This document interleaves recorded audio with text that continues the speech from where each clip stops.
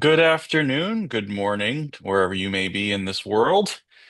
Welcome to the latest edition of ACSA and Craft Spirits Magazine's Craft Spirits Roundtable.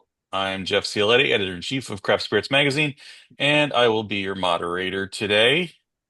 Just a little something on Craft Spirits Magazine. Craft Spirits Magazine is the American Craft Spirits Association's bi-monthly digital magazine, and it is the unparalleled resource for in-depth insight and intelligence for the entire craft spirits universe. The magazine features the information and analysis that small independent producers and allied businesses need to operate in today's complex craft beverage market. And today we're going to focus on some of those independent producers, those specifically who've been leaders in the rye whiskey category. But before I introduce them, I'd like to extend a special thanks to the sponsor of today's roundtable. That's Country Malt Group. Country Malt Group is committed to supporting craft distillers with a world-class portfolio of ingredients tailored specifically for whiskey production. Their lineup includes American-grown base malts, high diastatic powered distillers malts, a non-GN option, and a wide range of specialty malts sourced through their global souffle malt network. They also carry a robust selection of distillers' yeast strains designed for efficient, flavorful fermentations, helping distillers achieve consistent performance and expressive character in every batch. And whether you're refining a flagship whiskey or developing your next release, Country Malt Group is dedicated to helping you craft exceptional spirits. You can explore their full distillers catalog, shop online, and build your palette of essential ingredients at countrymalt.com. Now, I just have a few housekeeping items before we get started officially. We enthusiastically invite all of your questions for the panelists today. If you have a question, please write it in the chat and we'll try to get to all of them either at a natural break in the program or in the last 10 to 15 minutes of the webinar. You might notice that you've been muted on entry and your video function has been disabled. We ask that you remain on mute for the duration and communicate only through the chat function. And if you want to revisit today's program or recommend it to others, it will be archived at AmericanCraftSpirits.com and CraftSpiritsMag.com in the coming days, and it will also be repurposed as an episode of the Craft Spirits podcast. Now let's meet our panel. First up is Gina Holman, founding partner at Carver Distillery in Waconia, Minnesota. Gina has more than 30 years of hospitality experience and is a certified ISG sommelier. She's also a recent past president of ACSA. Joining Gina is Todd Leopold, co-founder of Leopold Brothers Distillery and Malt House in Denver. Todd's also a 30-year veteran of the brewing and distilling industry, and he was a James Beard Award finalist for Outstanding Wine, Spirits, or Beer Producer in 2020.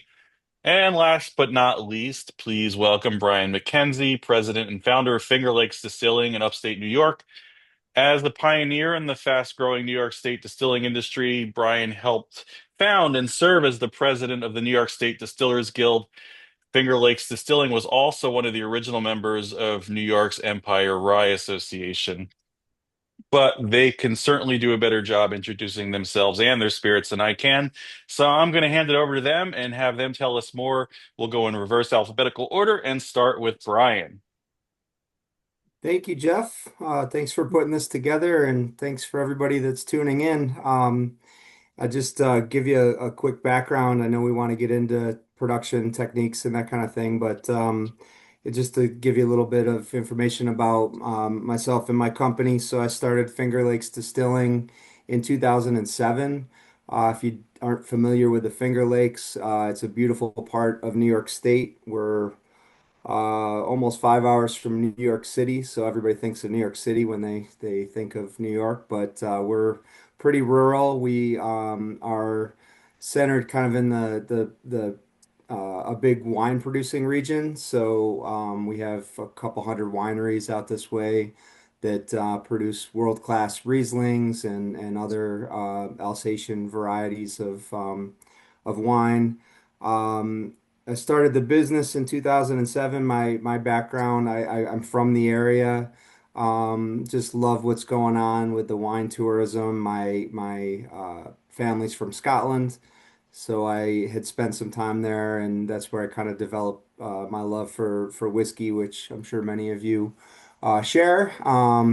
and just kind of developed as a as an interest at the time. And when I had to transition with what I was doing professionally, I wanted to start a business on the wine trail, and my tastes just went more towards whiskey. So we got Finger Lakes Distilling going. We had to actually change a lot of laws in New York State. We're still changing laws in New York State, but we the most fundamental change was creating a farm distilling um, piece of legislation that requires us to use New York State agricultural product in everything that we make.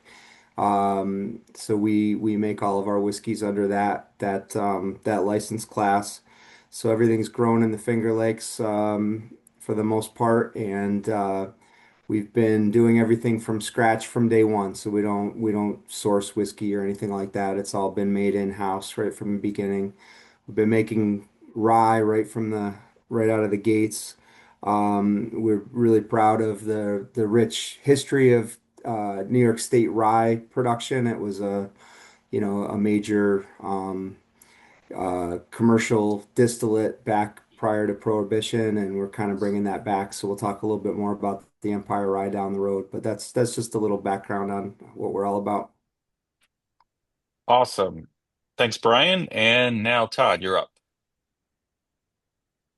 Hi, I'm Todd Leopold from Leopold Brothers, one half of the Leopold Brothers, and um, we malt about 1 million pounds on the floor a year.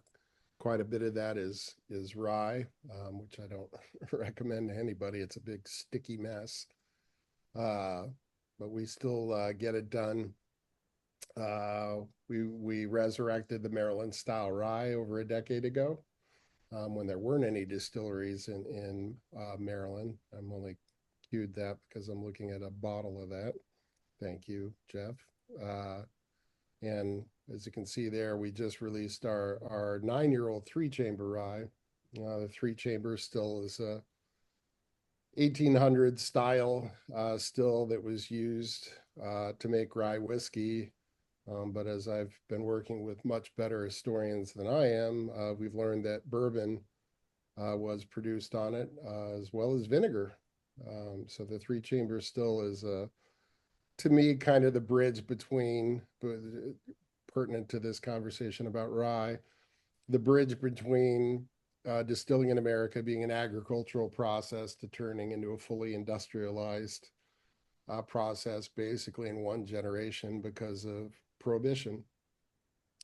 So we brought that still back a little over 10 years ago. And yeah, that's my story. Great. Thanks, Todd. And finally, Gina. Well, hello, everybody. And Jeff, thank you so much for putting this together. It's a true honor to be here with Todd and Brian and everybody watching. And thank you, American Craft Spirits Association, for all you do for craft distilleries. So I'm Gina Holman.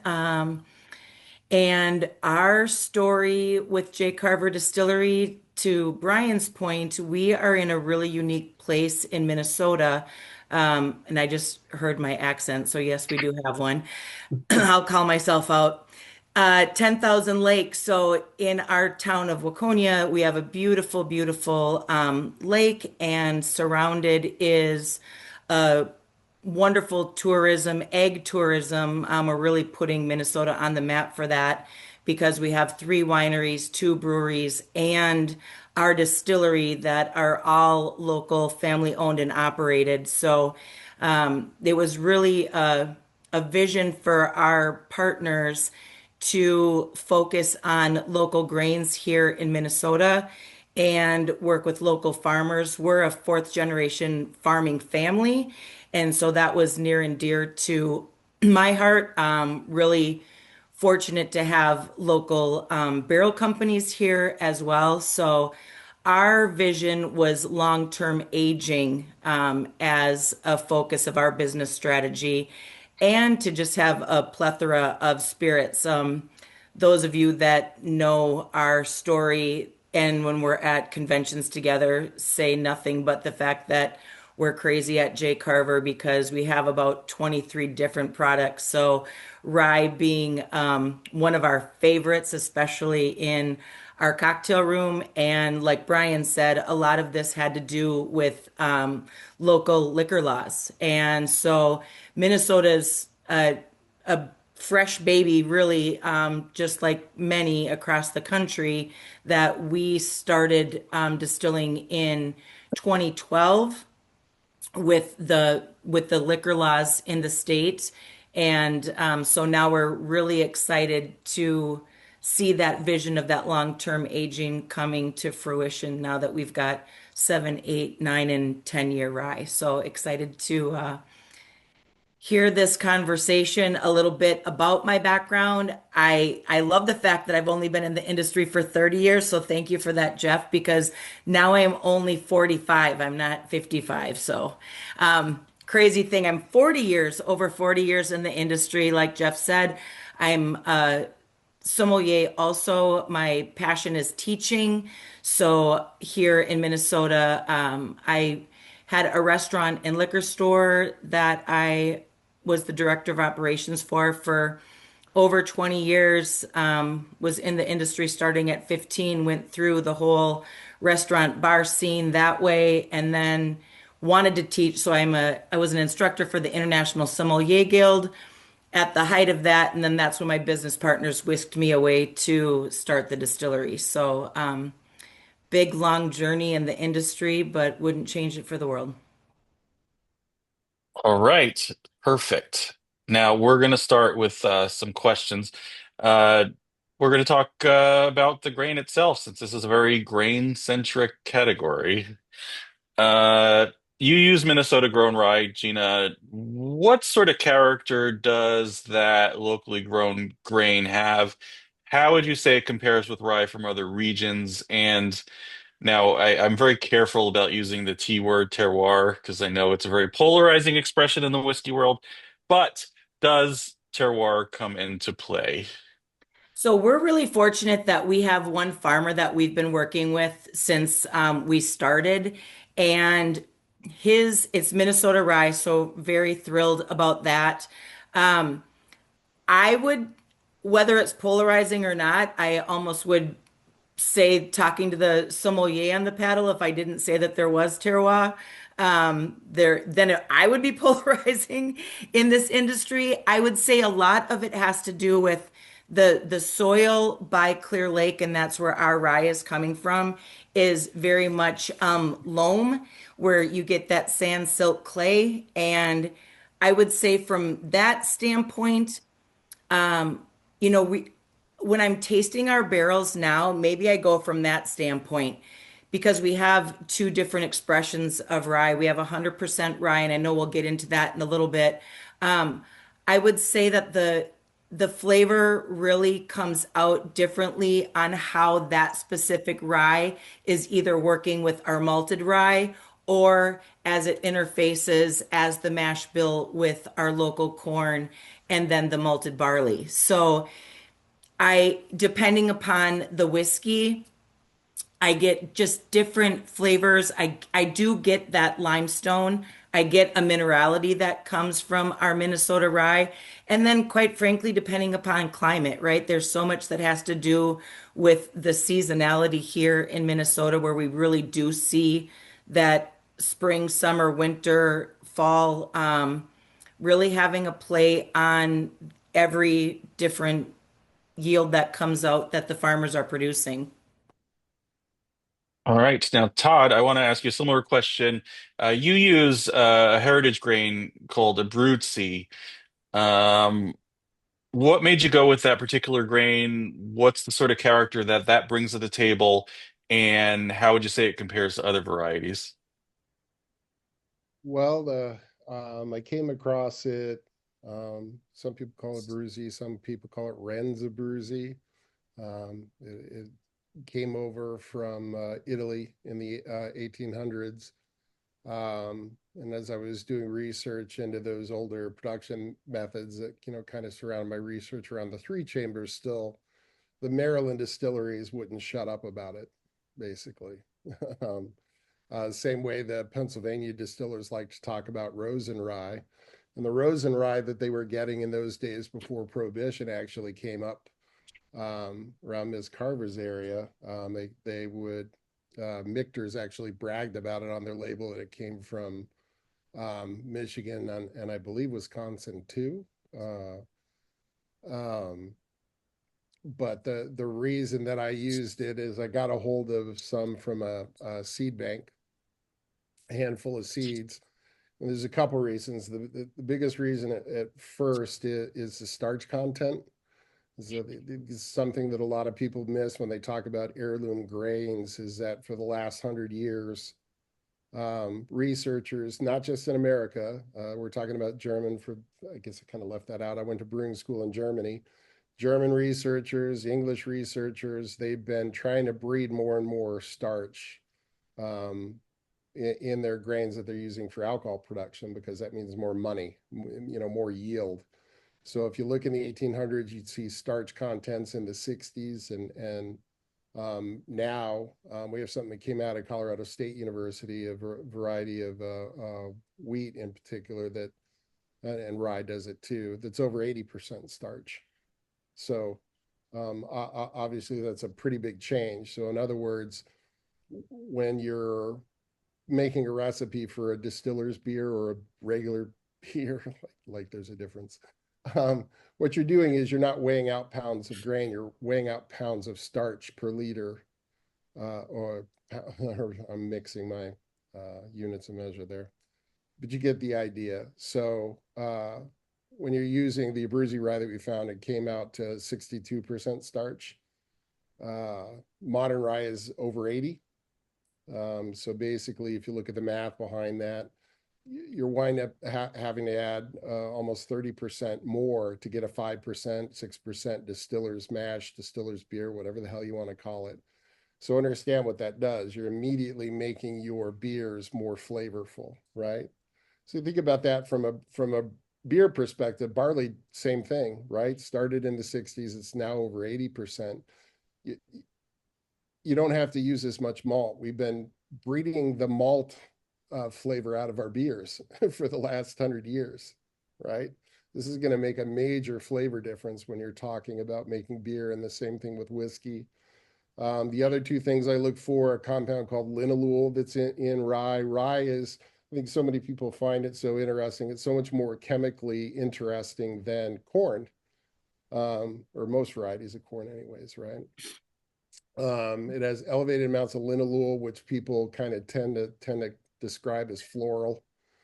And then the last compound that I was looking for is ferulic acid. I made Hefeweizen for 15 years, and you're trained as a Hefeweizen brewer to use mashing procedures and the amount of rye, or excuse me, wheat and the type of wheat in order to release more or less of this ferulic acid, because ferulic acid is the building block for vinyl guaiacol, which is what makes Hefeweizen taste spicy, right? So you can kind of play around with how much spice you want and how much of that nice isoamyl acetate banana note that you're looking for in your beer. Well, rye has the same compound, and I think what a lot of rye fans don't know, or wheat fans don't know, all of the major yeast strains that are used in America, the big ones, right? So think, Red Star, the M strain, the MX strain that they use over in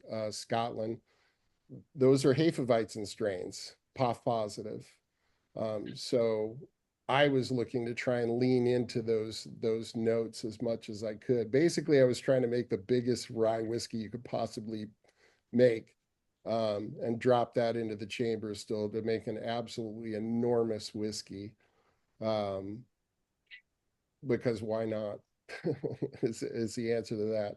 So that's what I was looking for. Some of the downsides, those older varieties are much taller. So we've been breeding our plants to be shorter and shorter so that they're more sturdy and robust. So we routinely get pictures from our farmer with major lodging, where if you have a cold snap that hits, the tops can get a little bit of moisture in it. It gets cold, they freeze, they fall over, and you lose the crop. So that's one of the downsides to using that. And of course, The yield is much lower. You get fewer pounds per acre of starch, fewer pounds per acre of actual rye. So that's another downside to it, but we compensate the farmer and pay him much, much higher than the market rate instead of giving him commodity pricing, which is just, in my opinion, a joke. Um, we pay him for all the extra risk that he takes, and we're kind of spoiled out here in Colorado, um, because Coors has been malting since the 1800s. So we have all of these farmers that are trained. I don't have to, bore them to tears with the moisture content and nitrogen I'm looking for in the plants, and, having to worry about things that you can get into the rye patch. I get panicked phone calls from distillers over the years saying whether it's, garlic that they get in it or ergot. Ergot, if you don't know, is not something you want in your plant, um, as in your distillery. So there are downsides to using these varieties. You have to be very careful with it, but the results I think are worth it. And Todd, I just got a couple comments from the audience that there some people were having some trouble hearing you. Did you sound fine to me, but I don't know if you can boost your volume at all. Sure.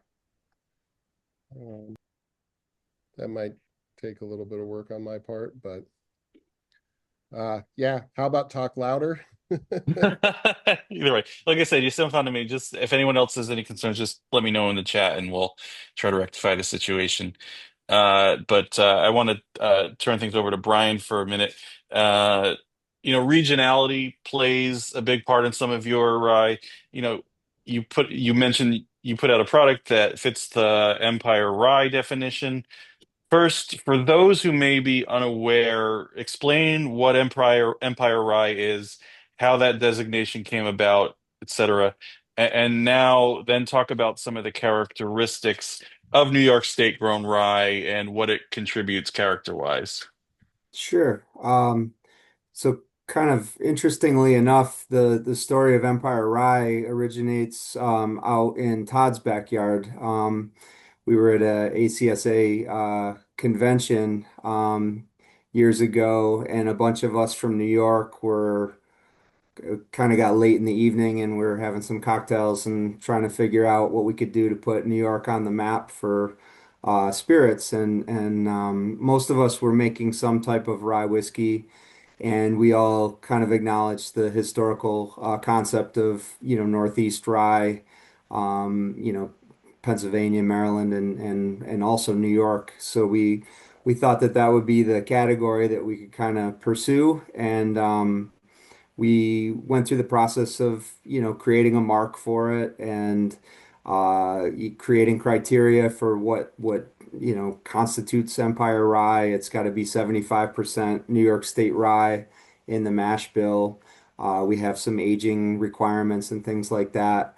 But once we put that into effect, we all launched Empire Rye. I guess I can't remember how long ago it was at this point, but we've gotten some nice recognition in the press and that kind of thing, and worked together to try to grow the category. So that's kind of the origins of that. And I think it's a long play. It's not something that's just gonna, we're not gonna be competing with Speyside Scotch immediately, but down the road, maybe people will really look at New York as a premier producer of New York of rye. As far as our grains go, we use Danko rye as the primary grain there. It's kind of interesting. When we started, we had some struggles trying to source rye in New York. The easiest source of rye for us was basically cover crop rye. A lot of the wineries were planting rows of rye in their vineyards just to kind of fortify soils and that kind of thing. And we made some good whiskey from it, but very quickly we decided to try to figure out what varietal we wanted to use. And so 80% of our rye is Danko, and then the balance is malted barley. So that's kind of where we've fallen. And it's all planted incredibly close to the distillery, some of it within a few hundred yards.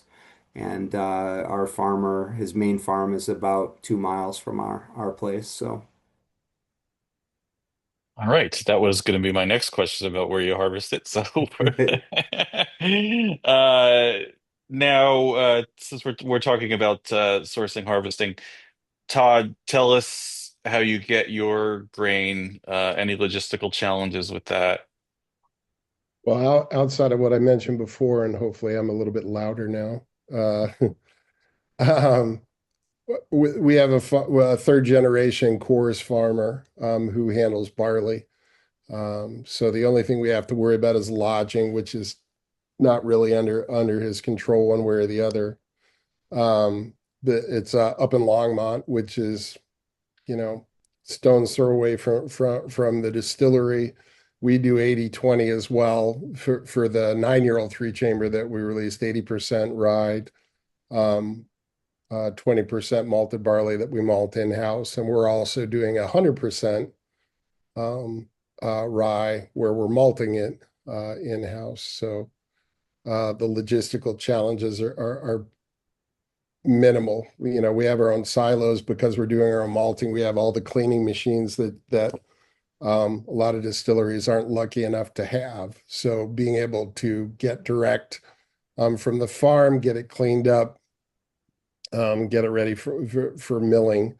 We don't have the same logistical challenges that a lot of other distillers have. And it helps that I'm so old that my Siebel and Doman's diploma, half of the coursework was in malting. So I kind of have a little bit kind of a step up on grain, an understanding of grain and what it is I'm looking for. Although the farmer, because again, third generation working with Coors, I started to tell him what I was looking for, and he kind of just did the, I got it, kid. Because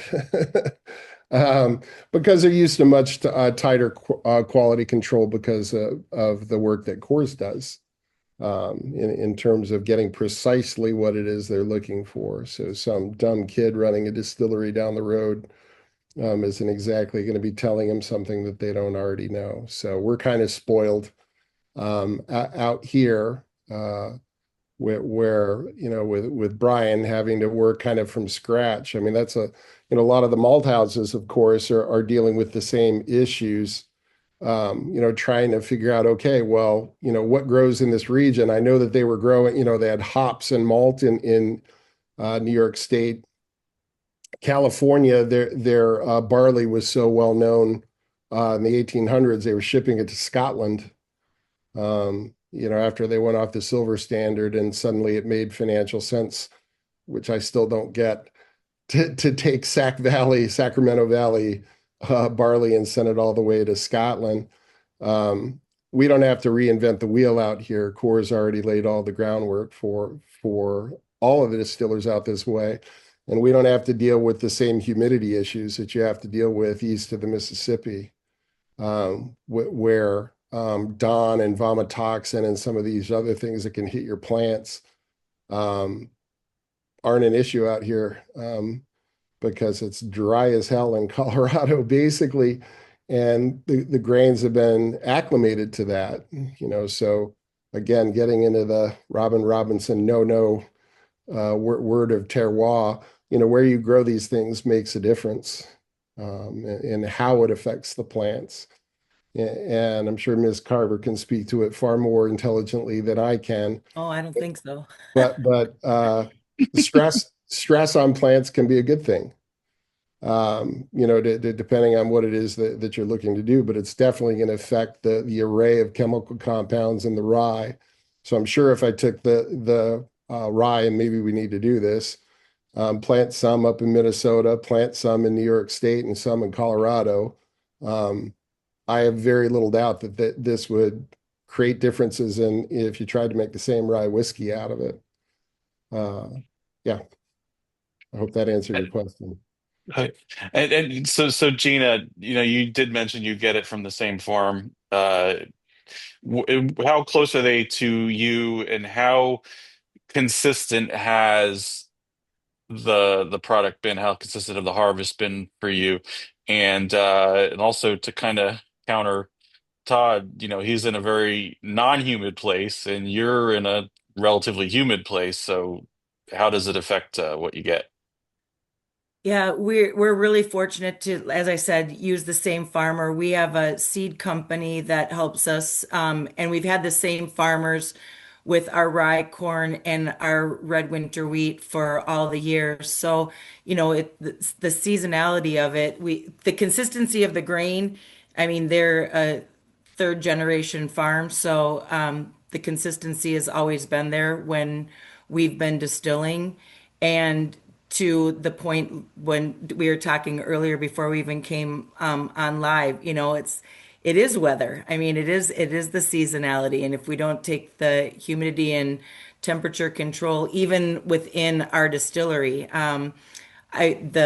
the cool thing about those of you that have been at an American Craft Spirits Association convention here in Minnesota, and yes, it did snow and we did have a snowstorm, so you're welcome when we did that like 10 years ago, I think. The part when people did the distillery tour is to see that we renovated a Pontiac car dealership. So for us, we have the consistency for sure from the farmer and just our production and distillation process. The part that's always been interesting to me is that our barrel room is inside our distillery. Though we let the humidity and temperature control be ambient and have the whiskey do its job. So, we just open up the place and it doesn't get sub 50 degrees. So I think I'm excited to talk further just about like the flavor profiles and what happens with barrels and just all of us that have our distilleries on this call.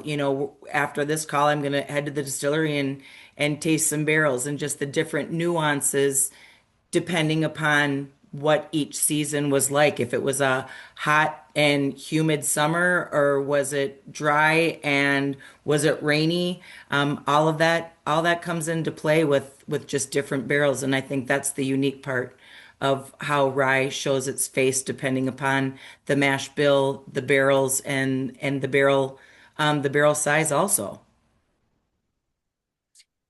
All right. We're talking a little bit about production now. Todd, you were a stop on our tour in 2024 at the ACSA convention. Everybody was geeking out over the three chamber still.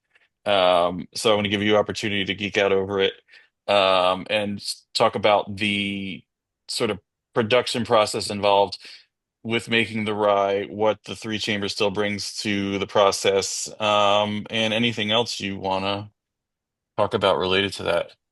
Ramble about. Mhm. I'll try not to ramble too much. Well, as I mentioned at the open, the three chambers still was being used by pretty much everybody. Jack Daniels used one. Old Overholt, right? Famous rye. They used a three chamber still. Hiram Walker, believe it or not, used a three chamber still, both in the U.S. and up in Canada. Um, the reason that they used it to keep this from turning into a three chamber seminar, the lower chamber operates at much higher temperatures, right? So you've got the two chambers above it creating head, right? Overpressure. So that's 2.5, 3 psi that you have to push that bottom chamber vapor through. And that drives the temperature up to about 230 degrees Fahrenheit. And those of you who run pot stills, depending on whether you're at sea level or where you are, we're at 5,280 feet where we are.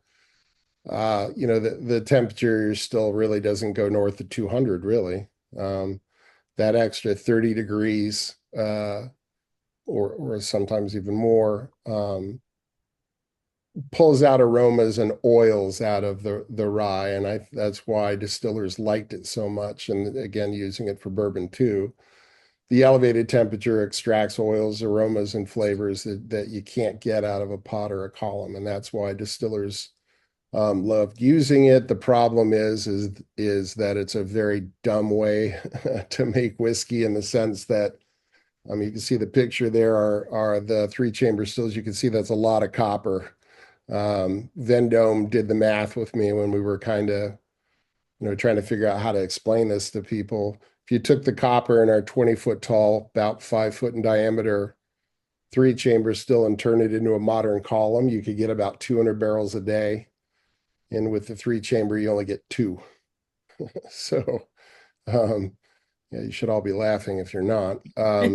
So that's why the still disappeared.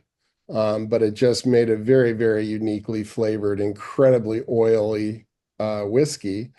It also has the added benefit. For us, it's 80% rye, 20% malted barley, as I mentioned before. Foaming is not an issue, right? So I'm not dealing with plates with a gap of a couple inches between where the mash is running and the bottom of the plate above it. So foaming isn't an issue. I get a lot of calls over the years for folks on how to handle the rye. A couple things that you can do. One, you can not set your hammer mill so tight. Those smaller particulates, you can think of them as nucleation sites for carbon dioxide, right? So foaming in your fermenter.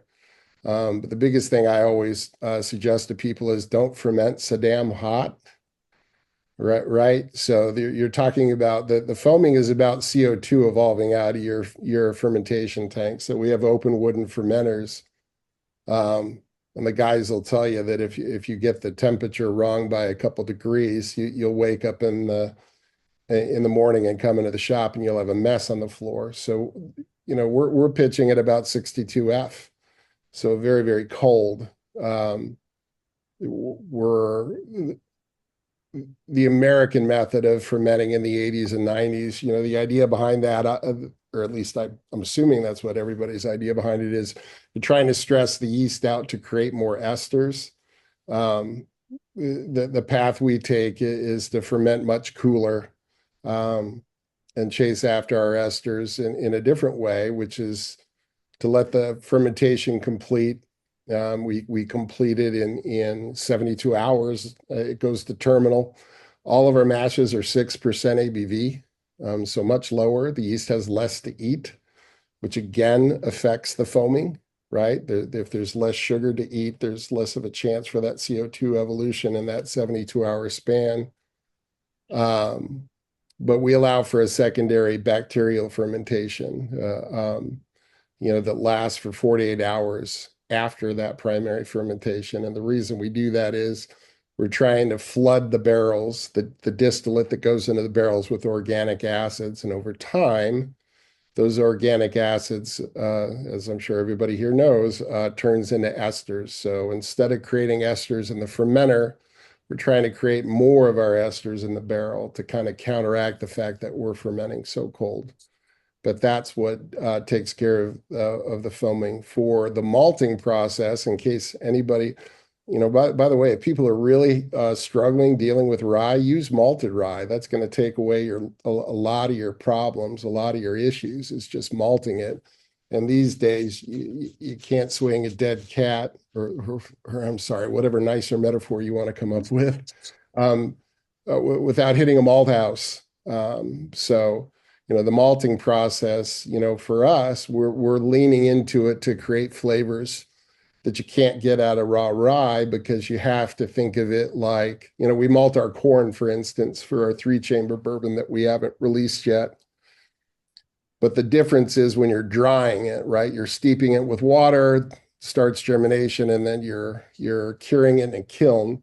The temperature that you're curing it in the kiln is where you get the more interesting flavors. So for us, the bourbon, the three-chamber bourbon that no one's tasted, so use your imagination. Instead of it tasting like raw corn, more agricultural, it's tasting more like corn bread. So there's a lot of these smaller malt houses out there that would love for you to show up and say, hey, I need 5, 10, 20,000 pounds of malted rye a year. and really take the rye category in different directions by playing around with those kilning temperatures to get chocolatey notes, to get biscuity notes, to get peanut shell notes that you can get from certain varieties of rye, and Brucey included. Um, we do an entry proof of 50% on all of our barrels. Um, that was the standard for American distilling all the way up until Prohibition. Everybody was putting their barrels down at 50%, and we followed suit. The easiest reason to explain that without getting into the barrel chemistry and running my mouth for 2 hours, so I'll end with this thought. Putting it in at 50% means when it comes time to barrel it, you don't have to dilute it with much water at all. So the 9-year-old that we just released, it's cast strength, and we had a couple barrels that came in at 59%, but the bulk of them were right around 55% ABV, which is pretty reasonable for what it is we're trying to do with that. But if we're, diluting it back to bottled and bond, we're only adding a few liters as opposed to going in at that 62.5% and then cutting it with so much water that you're diluting all of the work that you did in the barrel. So that's why we like that lower entry proof. I told you I'd ramble, sorry. No, well, that's I said it was your time to geek out. So, but you brought up malt, so that's a good segue to Gina because I know that Runestone rye is about 14% rye malt, right? Yep. And it's 100% rye, so the other 86% is unmalted rye. So how did you get to that ratio? Like, tell me about that, and also talk a little bit about more of the namesake rye, J. Carver rye, that's got a 60-30-10 rye corn malted barley bill. Um, Talk about those ratios, how you reach those ratios, and like, what they all kind of impart to the finished product. Yeah, thank you. And that was a great segue, Todd. Thank you for all that background on the malting. So when we're at the distillery, I love clearly teaching. And so, coming up with the grain bottles and showing them the rye versus the malted rye and the differential there, we really wanted Runestone to be a malt heavy mash bill to really impart that sweetness from the malted rye and still get the spiciness from the rye in particular. And J. Carver, our J. Carver rye, we really wanted it to be a sibling to bourbon, but just a little bit of a spicier note. And so when people come and visit the distillery, it's really great to get the bourbon drinkers to segue them into being a rye drinker. And so that was the main thesis behind having one that was 100% rye with it being just indicative of the malted rye that Todd was talking about. And then the J. Carver just having that really nuanced local corn with the malted barley. And I love using them. What I bring to this part of the conversation, and I know we'll get into it a little bit later on because we're still in that production side, is just how they impart and how we can use them differently in cocktails.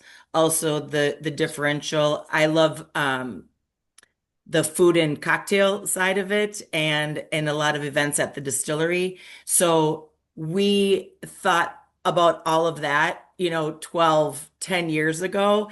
And so that's how we lent ourselves to do some R&D and see where we wanted the rye and the malt to really play in accordance with the final distillate. Awesome. And now, Brian, let's talk about your mash bill, how you dialed that in, anything you learned along the way that surprised you in the production process, and detail your overall process from production to aging and bottling. Sure. I think we're pretty old school as well. Can kind of echo some of what Todd was talking about. Everything's milled and mashed on site. Direct steam mashing. We do open top fermentation with no temperature control. I think you're talking a little bit about terroir, and I do think like we generally pick up a lot of flavors from, ambient, from different things in the environment, whether it be wild yeast from the local vineyards or that kind of thing. So we're pretty old school and all of that. We run a continuous still 12-inch column with again, it's kind of a throwback, but we use a thumper instead of a doubler. For that secondary, it kind of boosts the proof slightly coming off the still. Um, as far as aging, I think Todd's approach, we're doing the same exact thing. We love the whiskey that was made years ago, and you going back to the 50s and 60s and seeing the older whiskeys that had a lower barrel entry. So we've kind of emulated that. So we go in at 100 proof, char number 4 barrels. So yeah, it's kind of an old school process. As far as our rye specifically, um, we have two core products. We do our straight rye, and then we do our bottled and bond. They're both the same mash bill, 80/20.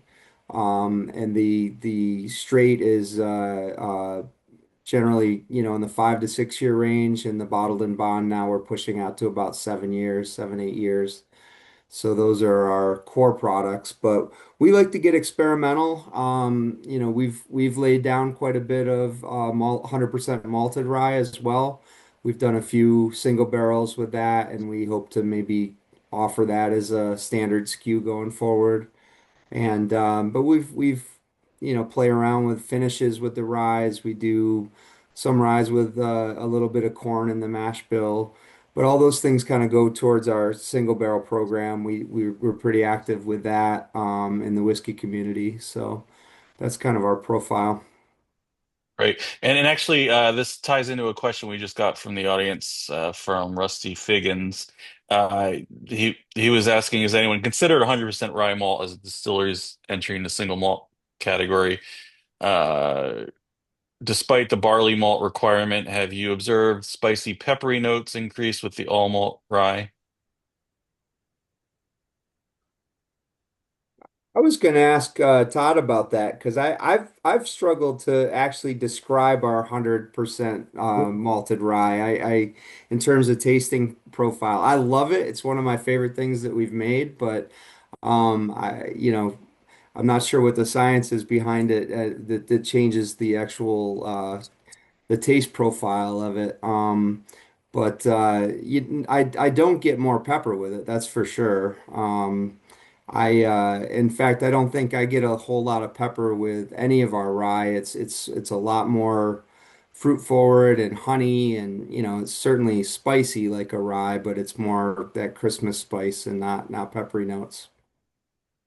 Well, for me, it's kind of it's comparing apples and oranges because of the chamber still. That's true, yeah. But the malt, it depends on how you're malting it. So again, going back to what it is you're doing with your temperatures, the bulk of the bulk of the ryes that are malted. So think Vireman or RAR or some of the larger producers. And I should be naming country malt sources off the top of my head, but I apologize. I don't Please buy. do. I'm so sorry, but I don't. We have our malt house. I'd love to be able to rattle that off. Vireman malted rye. I know that's with. Anyway, sorry. Um, those are basically Pilsner kilning schedules, if that makes sense. So you're using lower temperatures. Usually doesn't get any warmer in that kiln than maybe 180 to 170 degrees on that when you're making your malt, unless you're going into chocolate malt. Now you're dealing with roasters, which is the same technology used to roast coffee, basically. There aren't too many that, of course, because we have our malt house, what am I doing? I'm completely going off book and making things where our final kiln temperature is over 200 degrees with the rye. It At this point, really, it's just your mileage may vary depending on what it is that you're looking to do with the temperature of it. But the 100% rye for what we're doing, it's a flower bomb. It's a whole lot of that linalool that I mentioned. It drifts in more peanut shells and hazelnut notes because of the temperatures that we're using to make the 100% rye. But chemically speaking, as we kind of touched on at the start, all these different rye varieties and where they're grown, it's all over the frickin' place, which is what's so cool about rye. Where the yeast strain that you use is gonna have a so the Maryland rye that we do, I'm not using a Hefeweizen yeast. I'm using a British ale strain to kind of pull back on those spicy notes, the dill, the pepper that was mentioned. And of course, as I've learned, everybody has different palates. I do not taste the same things that whiskey fans and my fellow distillers taste when they're tasting things. So I don't think that the one wonderful thing that you get from a great distiller like Nicole Austin, we have to be very careful when we're talking about cause and effect with these things.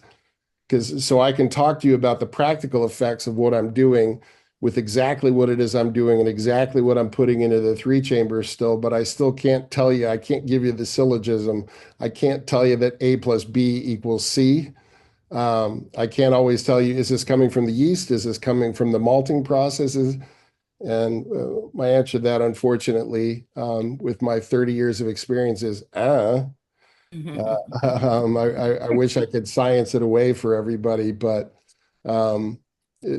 these things are incredibly complicated, which is, of course, what makes what we do, I think anyway, so fun.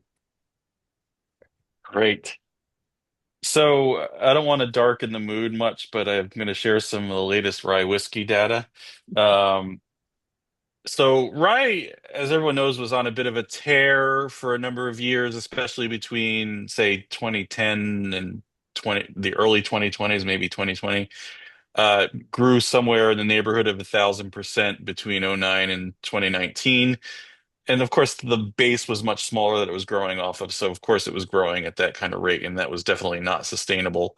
The category has matured a lot since then. So now let's kind of look at American whiskey as a whole.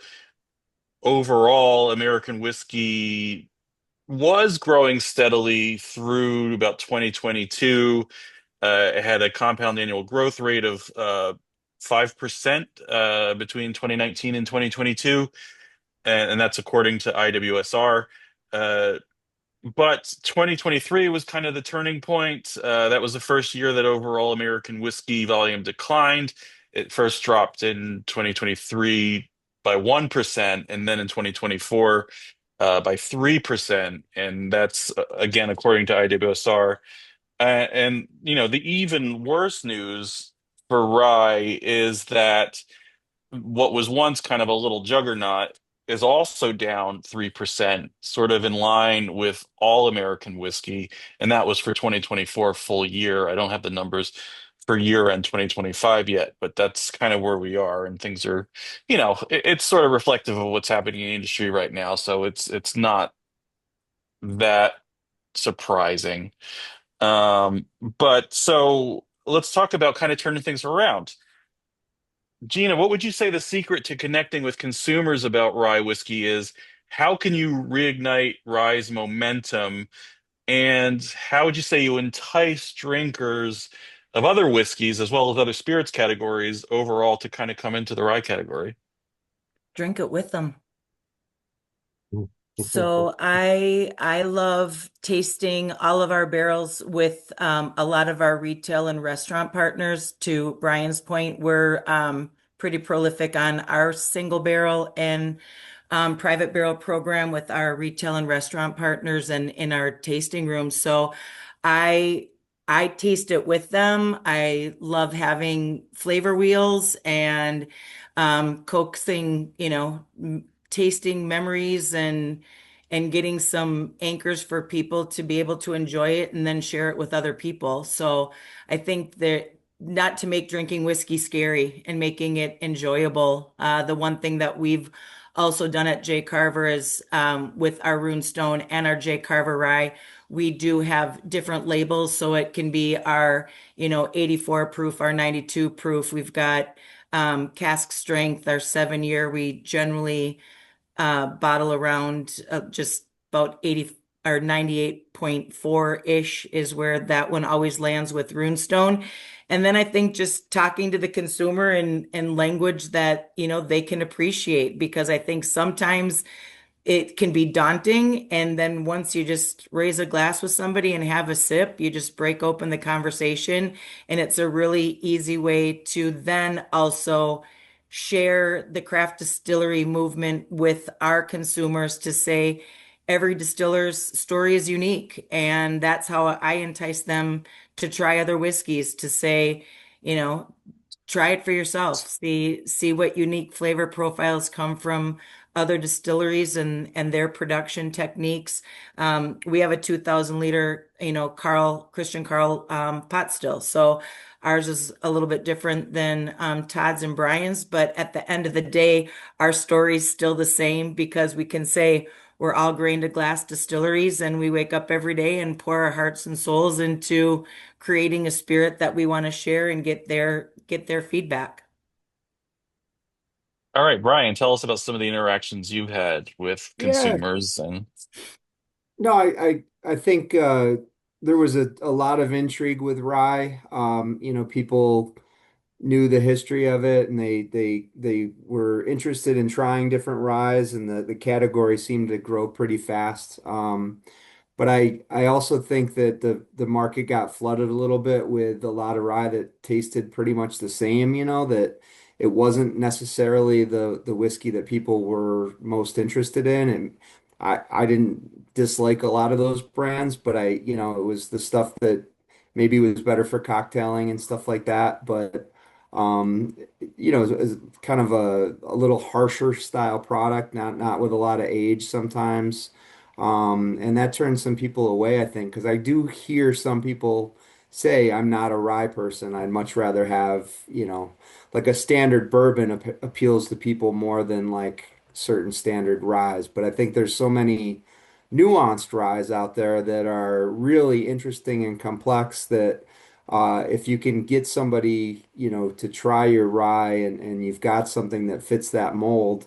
We've converted a lot of bourbon drinkers to our rye. I think, I'm very proud of our bourbons that we make, but I think we're a better rye house than bourbon, really. Like it's kind of what we're best at. So it's just trying to have that conversation, and that's where we're at with it.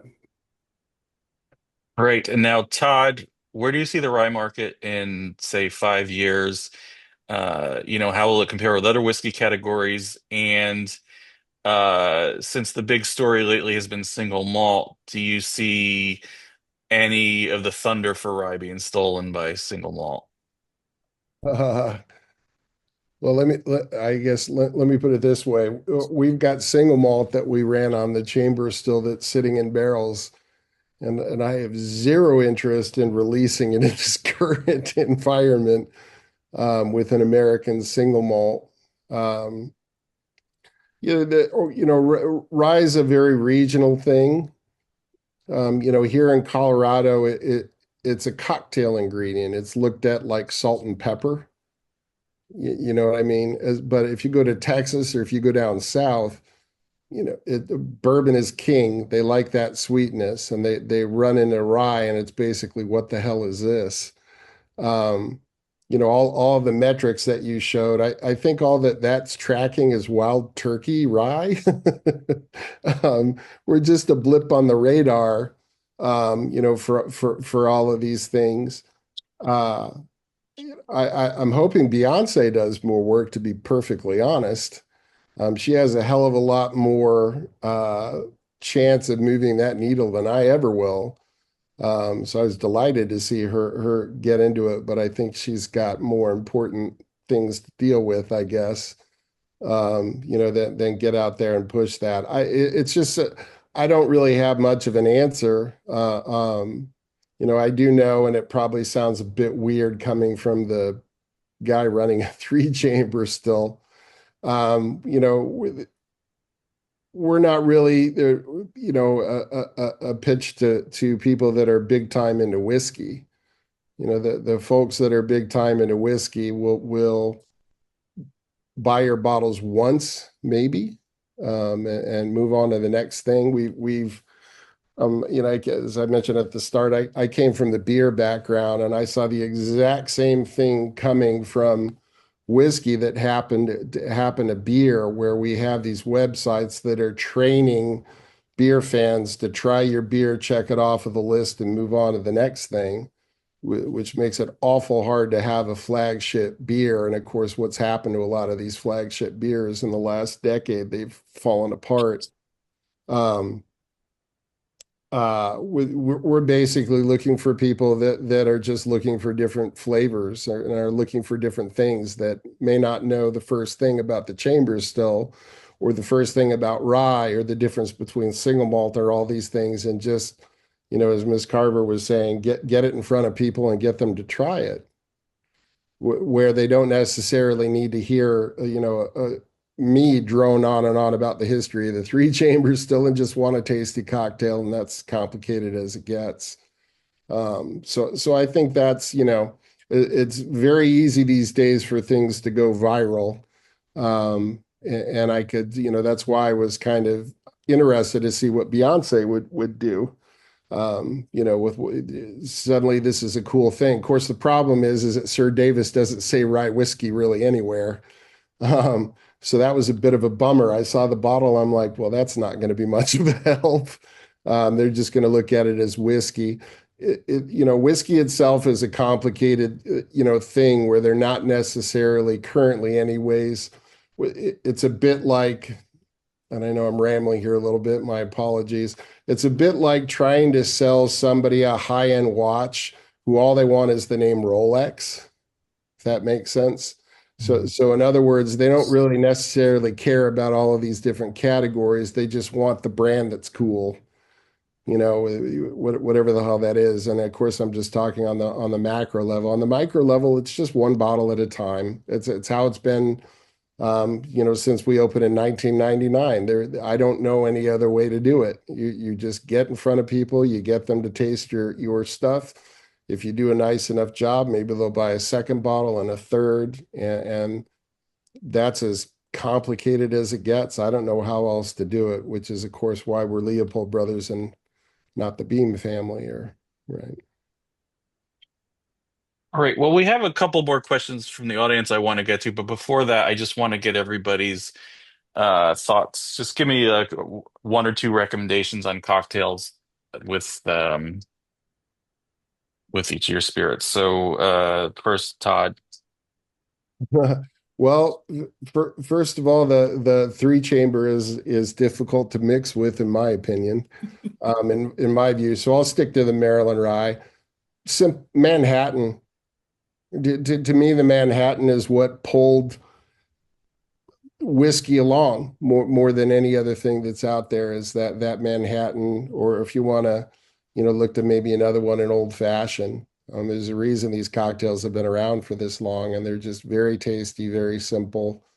I'd love to say highball, but I'm too much. I understand that I'm the only nerd that's going to drink a rye highball. Well, I'll drink one with you. There we go. Brian, how about you?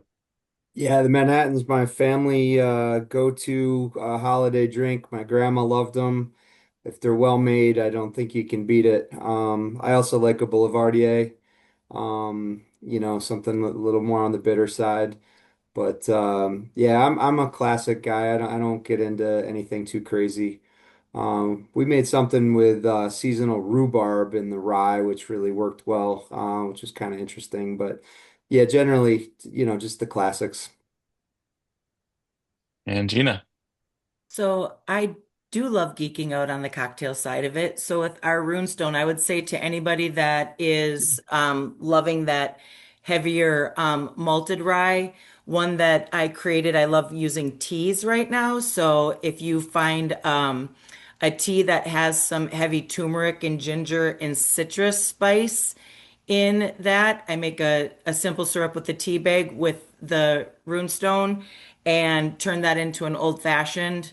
Love just doing some muddled blackberries also and doing like a sour with some ginger with the runestone. And then to Brian's point, our rye, I love that is as a Manhattan, the J. Carver rye with that rye corn malted barley. And we love using maple syrup too. So we make like with our Amaro, we'll do like a black Manhattan, the deeper, darker into the winter months, the heavier the flavors, and then the lighter, brighter sours in the spring and summer. So those are some of the fun things that we do at the cocktail classes at the distillery, which like we said, get it in front of them and let them learn how to make it themselves. And the consistency at home, I think, is what lends to them buying the second and third and fourth bottle instead of just one. Great. And we're a little bit in overtime, but I do want to get to some of these audience questions. So if you want to stick around for a couple more minutes. First of all, Laura Fields asks, has anyone considered using green malted rye? I love Laura Fields. Mhm. Um, yes, we have looked into doing that, or the similar equivalent would be called chit malt. Um, Work in progress is what I put it. I really so what she's asking is after the steeping process, you steep it. Doesn't matter what it is, rye, barley, corn, whatever, um, and you don't kiln it. So in other words, you've allowed the germination process to break down the beta glucans, to break down the proteins, which is why I suggested for folks that were having trouble with raw rye to use malted rye. You've broken down some of those components that can lead to foam. Um, Green malt is used in grain distilleries because when the whole purpose to malting is you're synthesizing enzymes. The difference between raw grain and malted grain are enzymes. And so what's happening in the malting process is you're getting the moisture content up close to 50%. You're tricking the embryo in that grain into thinking it's in the ground. The embryo can't consume starches in the same way that yeast can't eat starches, right? So what does it do? It takes proteins and synthesizes them into enzymes. So the way to look at it is malting is 1A and mashing is 1B. So the more work you do in the malt house, the less work you have to do in the mash tun. And what Ms. Fields is suggesting is you just let that germination process happen, and then not dry it. So the kilning process takes the maximum amount of enzymes that you make, and preserves them. So that's why grain distilleries in Scotland like it. You're basically making a big enzyme bomb, for lack of a better way of putting it. The kilning process reduces the level of enzymes that you have, but that's also where you get a lot of the flavors that I mentioned before. So the answer to her is I'm not so sure how excited my crew would be. um, Mhm. because it's wet, you can't drop it in a hammer mill. There's no real way to grind it up. So it's basically at our level, anyways, throw it into a lined trash can and pulverize it with a sledgehammer. I don't really know how else you would do it, without ruining a mill. I guess you could run it through a roller mill that's set incredibly tight. Um, but it's something that we've talked about. We just haven't done it yet. And We've again, we've more played around long-winded with than you it know. with corn, but not rye, and it is a pain in the ass, definitely. Yeah, yeah. It's hard to do 2,000 kilo batches of it. Yeah. There's a question here for Brian. I'm curious your input on the successes of Empire Rye, and if you have any suggestions for other states looking to define a state spirit. It's a good question. I will say, obviously we all know that the industry is facing some hardship right now, and we've lost a couple of our founding members for Empire Rye.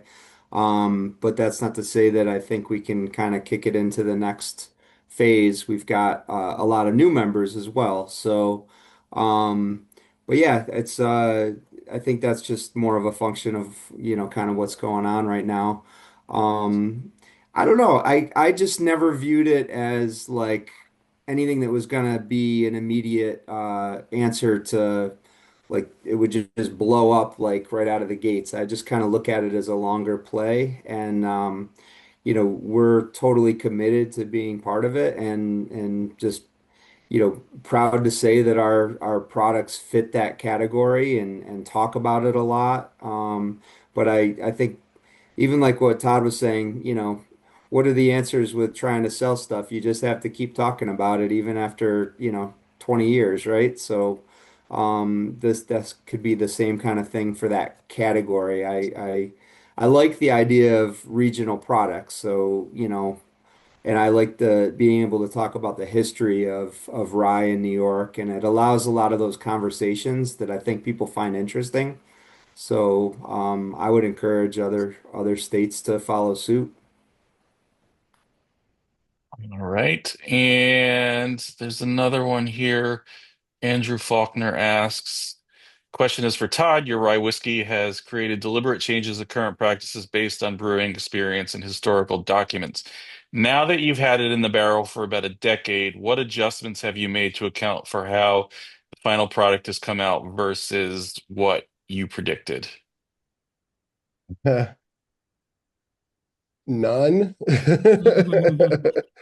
Um, the adjustments that I made to the well, I mean, outside of the seasonal things. So in other words, the other thing I kind of glossed over, when you're using these heirloom grains, it's all over the place every year, right? So the starch contents change. Um, so you have to make adjustments to your recipe based on what it is you're getting into getting into the silo from year to year. Um, the I don't know how to say this. The distillate that came off of the still was exactly what I wanted from the word go. Um, I think I trimmed my tail cut by about a point. But that's always a rule of thumb. We're very much into running by taste and running by visuals. So for the chambers still, I don't really have a head cut. I have what I think the Scots might call four shots. So basically just blowing what's left over. It's tails is what it is. You're blowing out what was left over into the condenser and the line arm, basically, right? Until it runs clear with your demisting test. Um, but I haven't really made any adjustments since those first barrels because I've always been happy with the distillate that's come out. So I guess as my dad likes to say, it's better to be lucky than good. Um, so I'm very, very delighted with the method I kind of touched on before of the secondary uh, bacterial fermentation. The esters are really starting to show up in the between 8 and 10 years. So I'm starting to find out this is what I believe the identity of the three chamber is probably right around where it is now, 8, 9, 10 years old. Um, I'm happy with where it is. I always tell people I wish I could release it in reverse. So in other words, release the 20-year-old, then the 10, then the 4, because the 4 what was very, very interesting in the sense that I had a lot of people that said it tastes like rye pasta or rye Mm. pasta water because it's liquid, obviously.